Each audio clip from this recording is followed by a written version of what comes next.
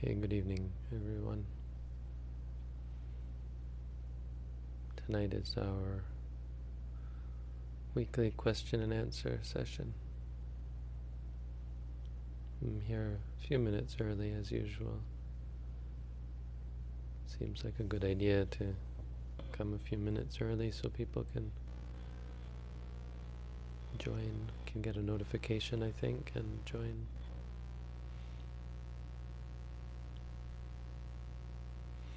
So here, in this session, I answer questions from our website, meditation.sirimangalo.org.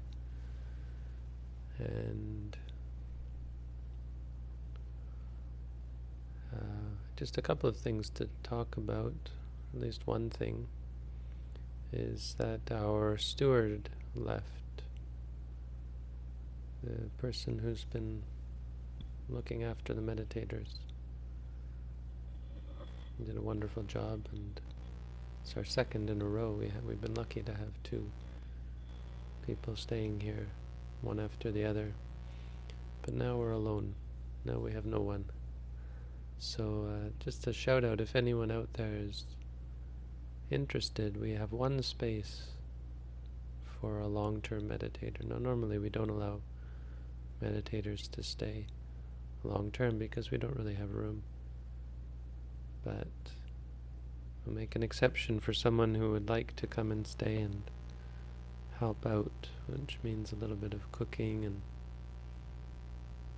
organizing food mainly. That's really the only thing. We try to get the meditators to clean up themselves, do some vacuuming and keep the kitchen clean and bathrooms clean and by themselves. So the only thing left is sort of cooking and grocery shopping and that sort of thing. Or really that's about it. And running errands for me. Sometimes I ask people to do this or that. But it's not, I don't think it's that labor intensive. Anyway, if anyone would be interested, please do contact our organization. Now there is a requirement that you meditate with us, so it's no way out of that, but if you're interested in meditating and staying with us for a while, come on out. Okay, I think that's all. Let's go right to questions. Oh, the other thing was that the Dhammapada video didn't work for some reason, so we'll have one up next week.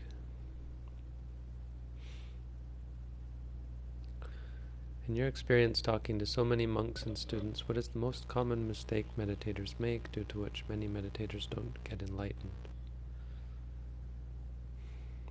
I don't think not becoming enlightened it's not just a mistake. You don't just make a mistake and whoops, you're not going to become enlightened. The reason meditators don't become enlightened is because of the strength of their defilements, their inability to understand the instruction, their inability to apply the instruction. It's due mostly to their own upanisaya, which means what they bring to this life. It can also be the things they've done in this life, but it really has nothing to do with their mistake in the meditation. I suppose as a teacher, if I make mistakes, I can prevent a meditator from realizing the goal. Like sometimes I don't realize that a meditator only has a certain amount of time, and it's quite possible that they could have gotten better progress if I had been aware of that. And there's been a couple of cases of that where it may have been my fault for not taking them through more quickly, being more attentive to their needs. And so they leave before they finish the course, and it's kind of a shame. Devout Buddhist living in a Christian household. Okay. How do I discern between respect and non-respect for my parents? One thing I could say is being born in a Christian household is the result of fairly bad karma. So you have, it sounds funny. So you have to understand, if you think of it in those terms, it's easier to bear with. I mean, there are beings who were born in hell, like literally hell, and that's because of their very bad karma. So, relatively speaking, you've got it quite well off. Your bad karma has made you been born in a household with people who have wrong views and strong adherence to wrong views. That's a real shame. But it's better than hell for the most part. So, you try to be patient. Certainly you don't have to entertain what people with wrong views say and their views and beliefs. But sometimes we're put in situations where we have to follow rules that we don't agree with or that seem annoying or so on. I mean, it's a matter for your own practice. Are you getting angry or upset? Do you feel indignant and all that? Those are all unwholesome states of mind. As a Buddhist, we try much more to be patient, and of course if there are rules or things like we have to kill living beings on a regular basis, well, if it's breaking the precepts, then you can't follow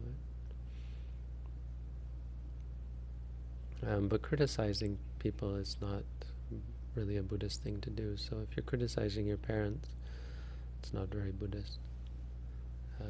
In fact, any sort of idea of trying to coerce your parents is generally frowned upon, because they're not your students, they're not your children, and so you don't really have a responsibility to enlighten them. That being said, there's a lot of talk in Buddhism and by the Buddha of helping your parents, and you do a great service to them if you can free them from wrong views, but it doesn't really come from criticism or forcing or arguing or that sort of thing. It much more reasonably comes from, or reliably comes from, changing your own behavior. If you're at peace and if you're strong of mind, people who are of wrong view have a very hard time holding to their wrong views when they're around you, because of the strength of your mind and the great power that comes from right view and clarity of mind. So if you try for that, you find that your whole environment changes. Now, it may very well be that they're too far gone, and it just means that through your practice you are separated from them, and that's fine. But as far as helping them, your other question about if they refuse to give their blessing in your pursuit, I generally recommend people to go to a monastery and stay unordained, and then work things out from there. And if your parents really don't give their permission, well, there are maybe ways of skirting around the rules. I don't know. You could at least become a novice. That would probably be the best start. Become a novice because you don't need permission. As I understand it, you don't need permission to do that.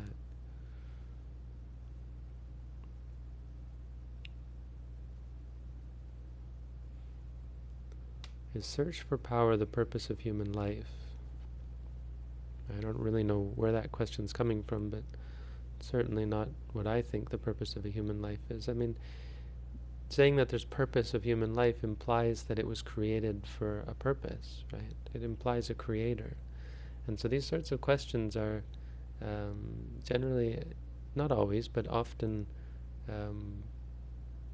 coming from a theistic perspective, especially in the West. We're brought up Christian generally, or Judeo-Christian, and so it's ingrained in us that things must have a purpose, when in fact I don't think there's any sense of that in Buddhism.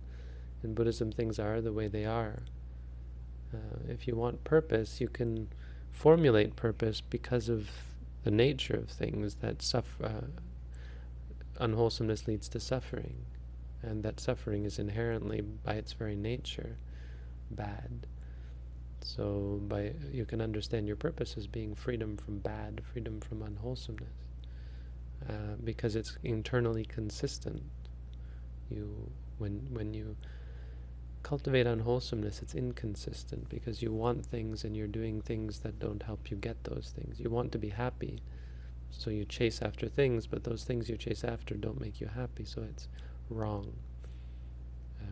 So you can somehow discern a sort of purpose from that, but it has nothing to do with power. Why earn money, work, or study and acquire knowledge?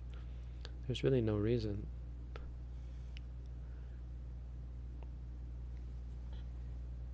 When I close my eyes to meditate, I see myself sitting down and I'm aware of my surroundings. So there's a few questions here, but they all belie a lack of familiarity with my booklet. So if you're going to ask questions about meditation, we'd ask that you first read my booklet on how to meditate, because it's really not what it doesn't have anything to do with the problems you're having. So if you read my booklet, it should, I think, clear up a lot of that, because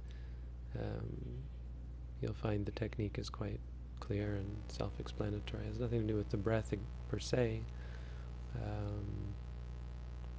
And if you see yourself, if it was a question for our tradition, if you close your eyes and see yourself meditating, well, you would just say to yourself, seeing. If you're aware of your surroundings, you could say hearing, or knowing, if it's just an awareness. Can a person help another person resolve their karma? Yes, definitely. I mean, not exactly perhaps the way you're thinking about it, but people can help people by providing insight. But what you do for another is provide stimuli. So if I say something, like right now I'm saying things to you, but it's really just sound at your ear. It's all in how you interpret it. If someone here didn't speak English or understand English, I can't solve their problems, because it's just sound to them. But because you can understand it and how you react to that, and if you say to yourself, oh, well, that's useful, and then you go and put it into practice, it's all on you still. So I don't actually solve your karma, but the stimuli that I present to you in the form of my words affects your thought process. And depending on how you react to that, it can help you. It can hinder you as well if you misunderstand it, or if I give you bad advice. It can make you perform bad karma, but it's still all on you. Which attachment is more challenging to overcome? Attachment to pleasant sensation or aversion to unpleasant sensation? I mean, neither one is really what you try to overcome. You try to overcome ignorance. So it's not, your concern really isn't these attachments in insight meditation. Your concern is the attachment in the first place, the fact that you're attached to them. And so it's the ignorance that helps overcome them. I don't really have an answer other than that. I mean, I think it's a fairly speculative question. Maybe interesting, but not really to me. Is it necessary for an advanced meditator to know the 16 stages of insight? I mean, it's necessary, if you want to call yourself an advanced meditator, the more familiar you are, not intellectually, but the more familiar you are through your practice with the 16 stages of knowledge, the more you can be called an advanced meditator.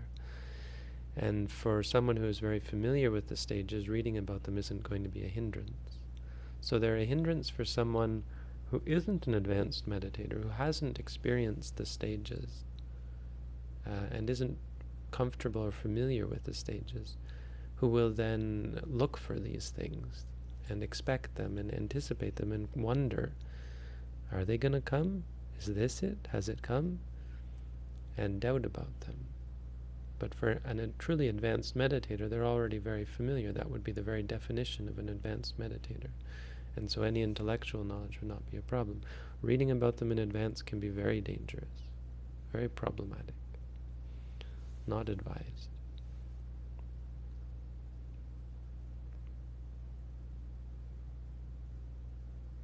The UI is frozen. Why aren't you check marking? Okay, well, I'm not going to hit refresh because that might destroy this, but I'll just go through the rest of the questions anyway. Teaching meditation and mindfulness without your course. Absolutely approve. Go ahead and teach as you've been taught. If you teach as you've been taught, I have no problem with it. If you teach some other way, I can't comment. But, teach based on the booklet. If you teach everything that's in my booklet, that would be a great thing, no matter who you teach it to, as long as you get it right. It's quite simple. There shouldn't be any concern there. How does meditation help you deal with toxic and manipulative people? Also, does meditation lead to more intuitive decisions? Toxic and manipulative people.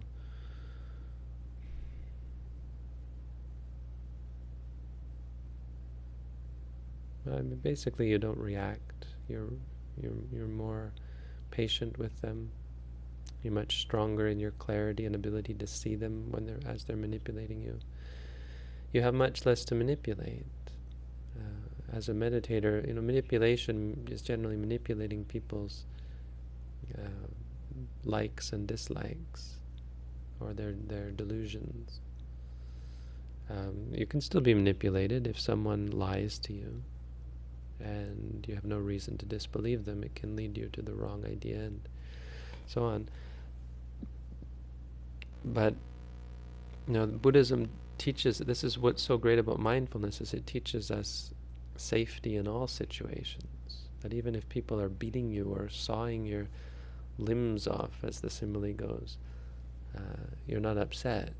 It's possible to be free from suffering, even in the most extreme experiences. So if people are toxic or manipulative, the poison doesn't, like the Buddha said, the poison doesn't kill the person who has no wound.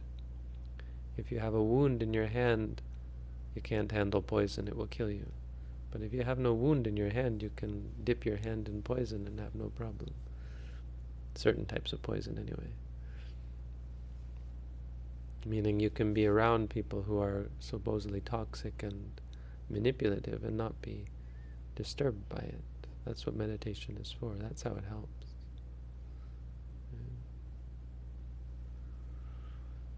What is your opinion on the 4 stages of life? I don't really have an opinion, but you have a good question here about starting later in life, because you're free of responsibilities. It's a good theory, but the problem with it is that you've already done so much in your life. If you start when you're old, that you've accumulated lots of bad habits, potentially, and your mind is not as strong.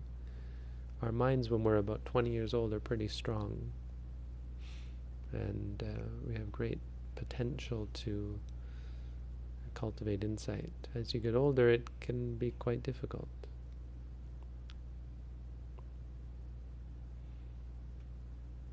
I understand that some people are planning a trap for me, and how can I avoid? So again, we're not so concerned with avoiding traps. I mean, I don't have advice for you. There are ways to avoid people's traps, but it's not my line of expertise.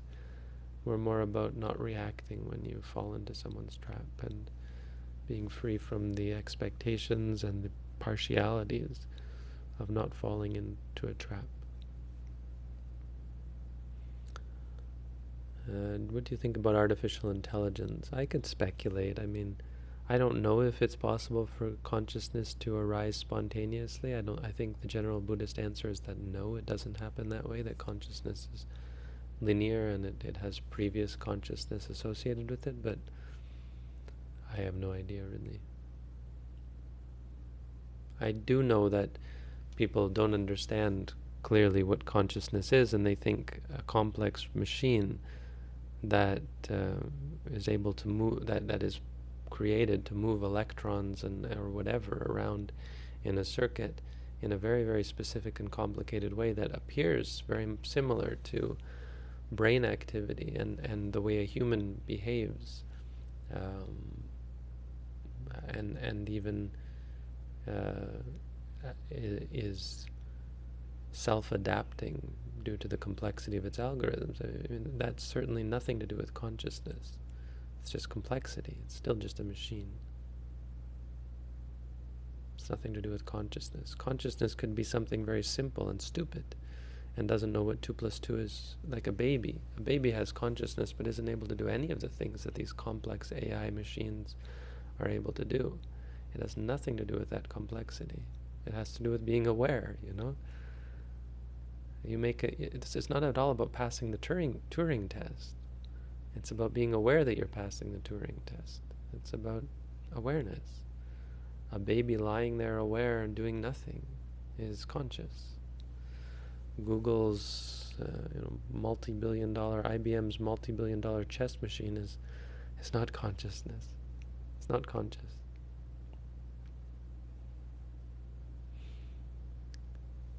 One of your videos you mentioned Buddhist prayer. I mean, I don't think there's much to expand upon. How to do it? You make a wish or a prayer, and it supports your intention. It supports your state of mind. I think whatever I said in that video is probably all I've got to say about it. What is Buddhism's take on death penalty? We're absolutely against it. Should such decisions be left to lay people in country's law system? Well, yes, we don't try to change the legal system. We're not out to change people and stop people from killing. I mean, that would be akin to us running around to butcher shops and trying to stop them, and we don't do that. But we are completely and utterly against killing. If someone asks our opinion on the subject, totally. No qualifier. No exception. Can meditation help one to find a solution to a problem that they're having? So, I mean, you're probably talking about your ordinary problems. But meditation is much more about helping you realize that the things you think are problems are not really problems, and to rise above them and to see the world less in terms of problems and more in terms of experiences. And when you can see it all just as experiences, you realize that a lot of your problems weren't actually problems. The problem was you thought they were problems. Okay, meditating. You keep telling me that you've been meditating for how long? I mean, it's kind of nice. Siddhesh keeps saying how long he's been meditating for, and wow, it's a year already. So it's kind of nice to hear from you again and again. But you don't have to write it in all your questions. It's kind of nice to hear.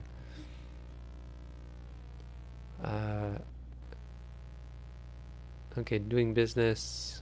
Should you quit your business and do a small and simple job? Yeah, I think it's a good idea, if that works for you.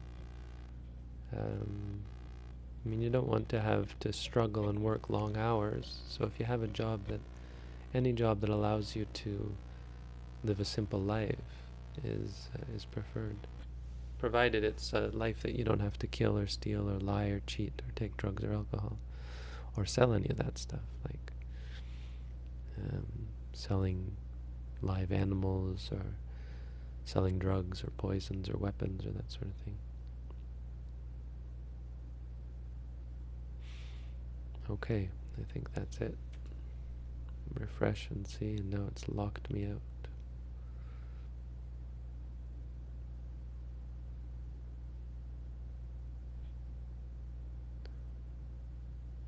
Okay, let's see, I'm gonna click. I guess I'll just click these.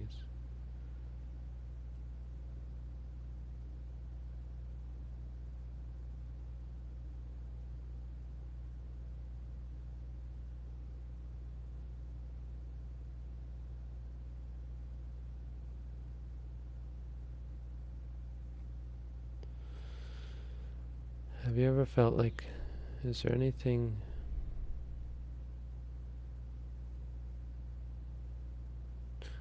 felt like a small man sitting in the head looking out at the world through the eyes? It's just a feeling. Just say feeling, feeling. And it does go away. It's not always there. But you just have an idea that it's always there. So when you do experience it, say feeling, feeling. That's all. How can I discern the difference between love for my family and attachment to them? I want to ordain, but the thought of not being around my family or being able to see them very often is holding me back. That's definitely attachment. I mean, love for your family is actually It's a very simple desire for them to be happy, or friendliness, in fact. In Buddhism, we don't talk so much about love, we talk about friendliness, which really doesn't discriminate between family or otherwise. But if anything, if it's holding you back, there's no question that it's an attachment.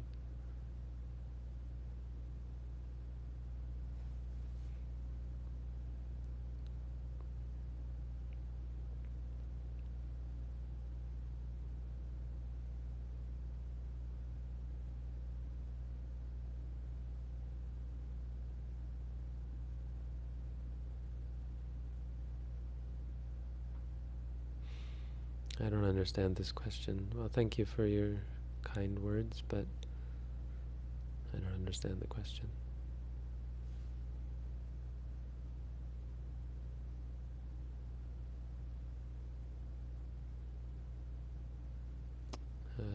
So you've experienced freedom, and all that's on your mind is the limitations and how much more work needs to be done. It sounds fine. It sounds like you're doing well. But yeah, it sounds fine.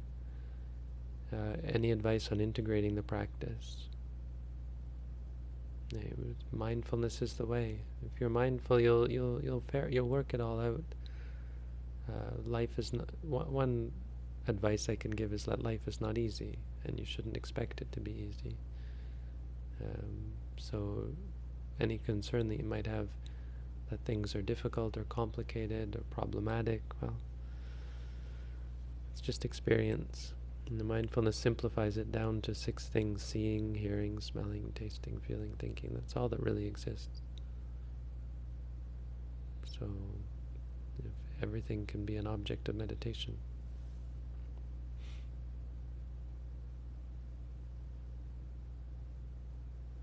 Here's an interesting question. What is more detrimental to the spiritual path, masturbating regularly or sex occasionally, if one has to choose?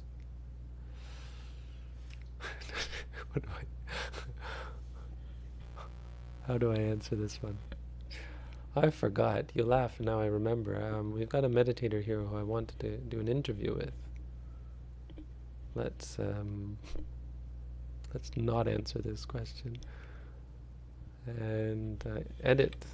You ready? No. Is that a no or a now? No. Just a second. Hopefully this works. So it might be long. Sorry? Might be what? Long?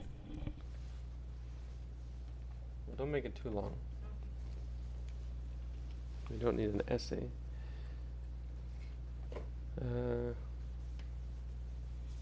gonna be right back.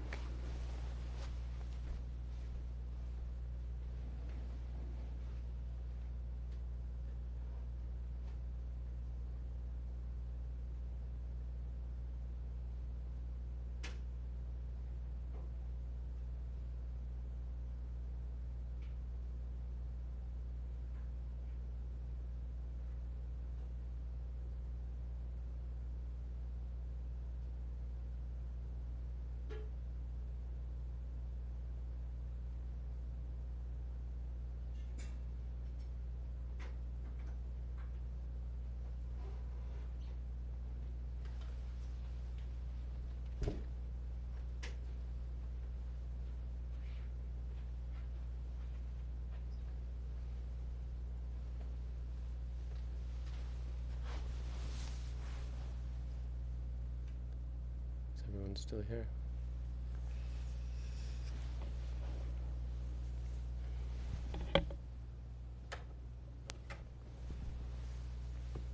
Okay, go ahead and say something. Testing. Is there a turn that up. Go ahead. Testing. I don't know. Hello. Yeah, there you are. It's on? It's on. Okay. Okay, just let me see if I can. Good evening, everyone. My name is Edith. I'm from Romania, Transylvania. and I'm meditating for 1.5 year now. And what is maybe interesting about me, it's that I've been diagnosed with muscular dystrophy at age 15, and I've constantly wanted to find out the reason why I have this disability and not everyone else. Or so, because I was brought up as a Christian, of course it was just not right from a God to give me this and not give others the same task. But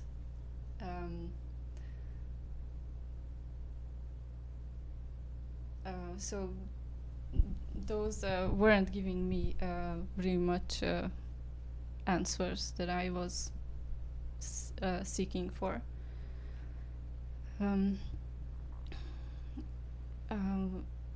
I think in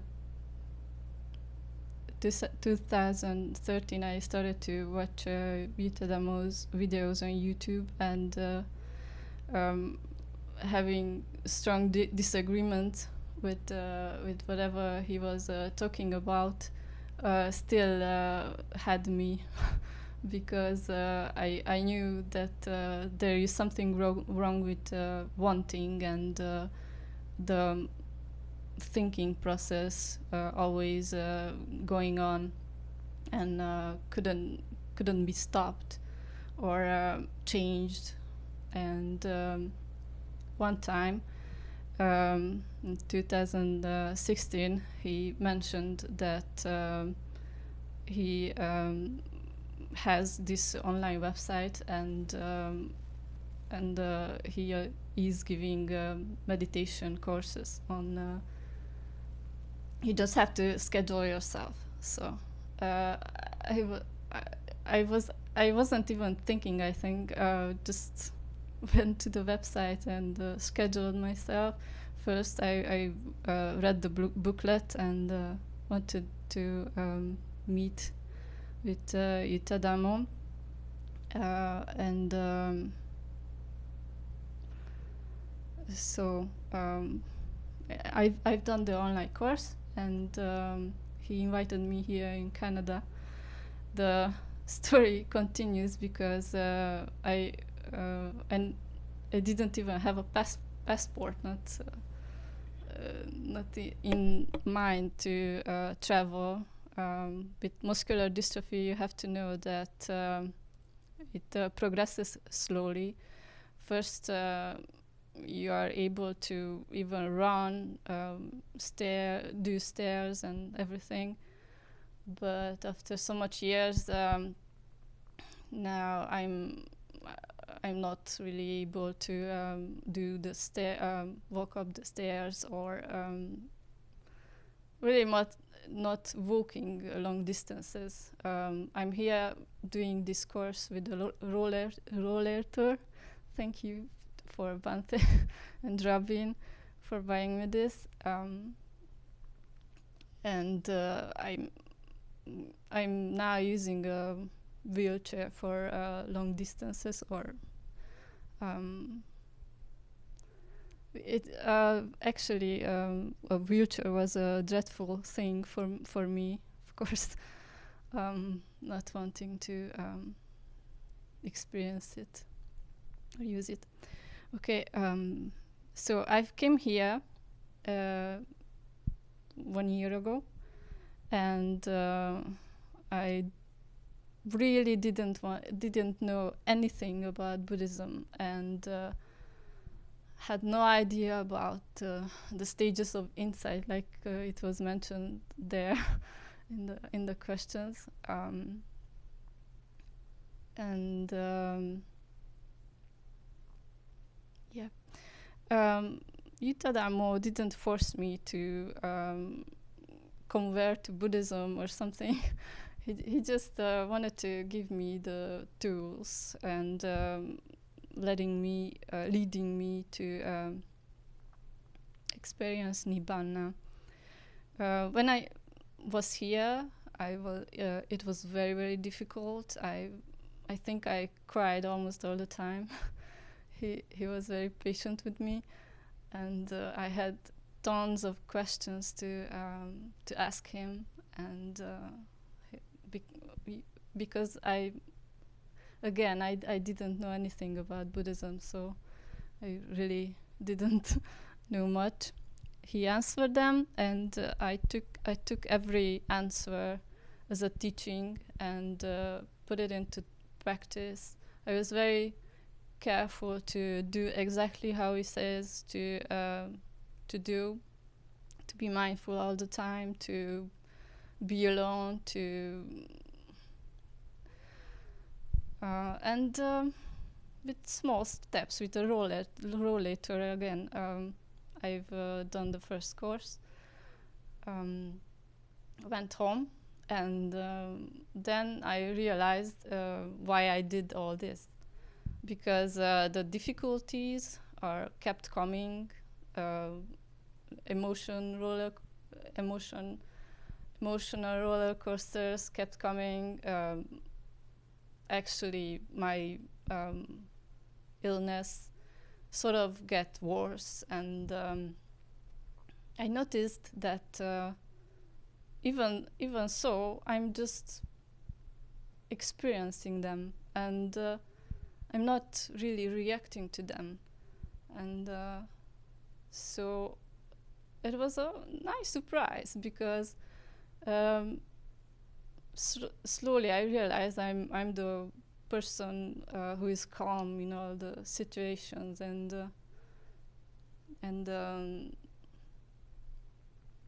don't have to be consolidated, consoled, or so I've I saw the difficulties. I mean, you call problems, but I saw just a difficult situation which needs to be solved, but not to be reacted.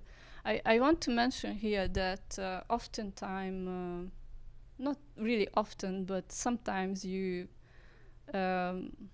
fail to do that, to not react to that, to not be to make mistakes. For example, one time I'm not going to say that.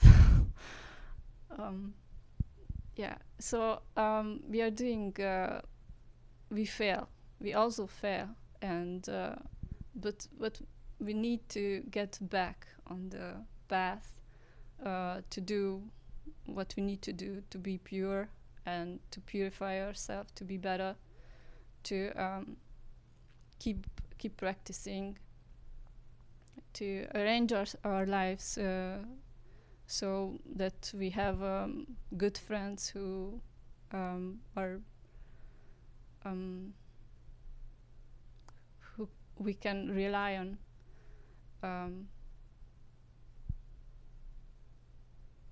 Okay.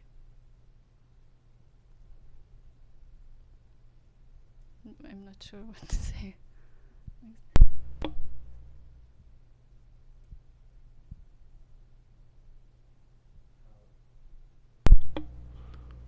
Compared to before you practiced, how is your feeling now after having done all this practice? Okay. In comparison? Yes, I have really much experience of even in meditation, because I've done some sort of I think there was all kinds of samatha meditation and mind control stuff, and I've done that. There was time when, even for a year or two, regularly. I've done those, but none of them helped me with getting over with stress and these thoughts about, for example, my illness. I always wanted to be cured, for example. I mean, hoped to be cured, but muscular dystrophy doesn't have a cure. And now when I came back, I've said to Bante, there is not much reason to be cured, because I mean, even in a healthy body, I'm going to die, or that healthy body again can get sick and age and get in an accident, whatever accident, and perish. So it's I really don't see that much reason. Another besides that, to be really distracted from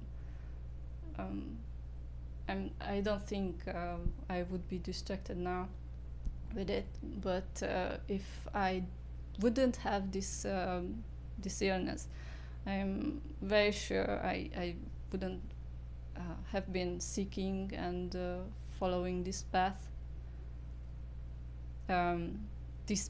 or any spiritual seeking, I think, because I would be very preoccupied with having children and so on and so on, and having a job and doing the regular things that people are occupied with.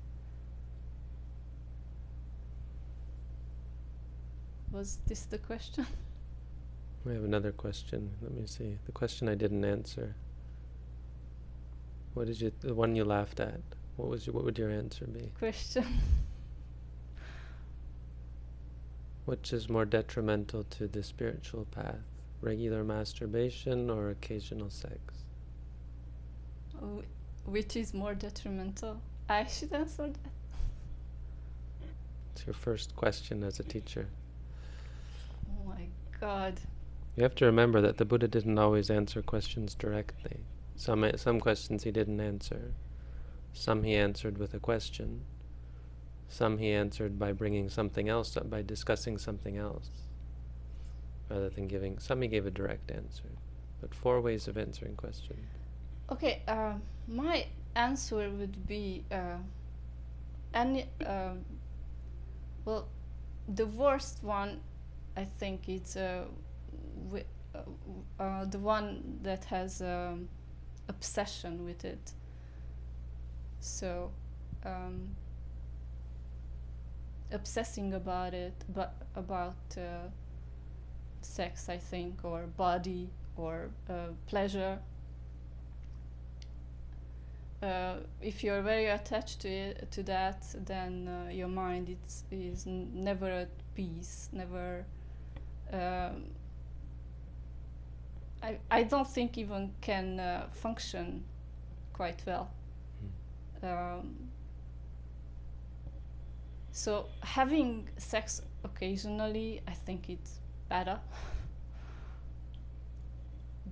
Because you can be mindful during, or even not really having attachment to it. Probably. Could be. Good answer. So So whereas you would say that regular masturbation is much more obsessive because it's regular. You're doing it all the time. You're clearly. Yes, definitely. And also, I think for masturbation, you have that instant gratification, which is not real.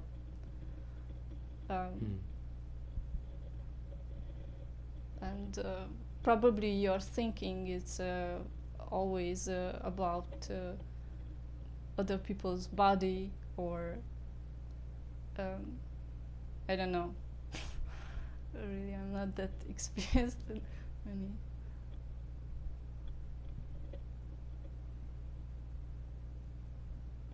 question, but Yeah.